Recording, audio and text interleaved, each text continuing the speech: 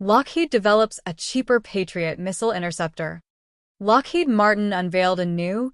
cheaper version of its Patriot air defense interceptor at the Farnborough International Air Show, announcing that the PAC-3 Adapted Capability Effector, known as PAC-3 ACE, will cost less than half as much per unit as the missile it's designed to complement, the PAC-3 MSE, which runs roughly $4 million per round according to U.S. Army budget documents. The Patriot system has served as the backbone of American and Allied air defense for decades, using ground-based radar to detect incoming aircraft, cruise missiles, and short-range ballistic missiles before launching an interceptor to physically collide with and destroy the threat before it reaches its target. The PAC-3 MSE variant currently in service represents the most advanced version of that interceptor, but its price tag and the time it takes factories to build replacement rounds have become a genuine strategic liability as adversaries increasingly launch cheap drones and missiles by the dozens specifically to overwhelm expensive defenses through sheer volume.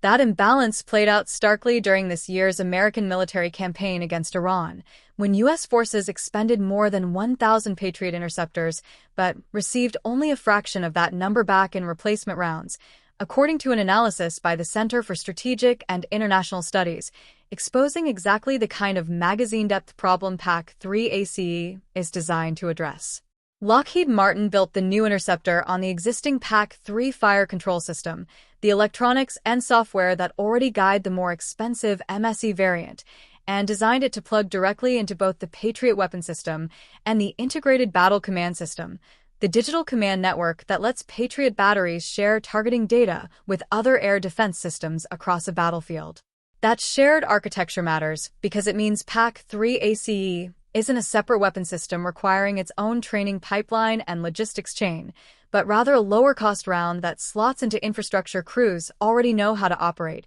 a design choice the company says will let the interceptor move from announcement to initial production within roughly 36 months, a notably fast timeline for a major missile defense program. Tim Cahill, president of Lockheed Martin Missiles and Fire Control, framed the new interceptor as a direct response to what Allied militaries have been asking for. American and Allied warfighters need a solution that is battle-tested and budget-smart, and PAC-3 ACE delivers exactly that by building on the unrivaled performance of the PAC-3 MSE, Cahill said. As we look to partner with our allies, we can further enhance resiliency and ensure our forces can swiftly counter emerging threats today and tomorrow. Lockheed Martin has not disclosed PAC-3 ACE's exact target price or the specific engineering changes that separate it from the pricier MSE variant, leaving open questions about exactly where the company found room to cut costs without compromising the interceptor's reliability.